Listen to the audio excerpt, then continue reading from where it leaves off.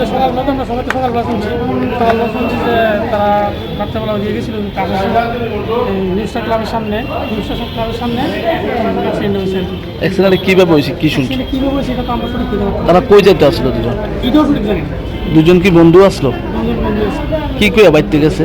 তারা বাড়ির থেকে বেরিয়েছে একটু ঘুরে পেয়েছে, বাড়ি থেকে বেরিয়েছে। তারপর রাত্রেবেলা 12টার সময় স্বামীকে তার বাবা মোবাইল থেকে খবর পাইছে, যে মোবাইলে ফোন করতে খবর পাইছে হসপিটালে আছে। তারা নামগুলি কি দুজনের? একজনের নাম স্বামী দাস আর একজনের নাম হচ্ছে প্রশান্ত দাস। বয়স কত? একজনের 22 আর একজনের 20। বাড়ি কোনখানে?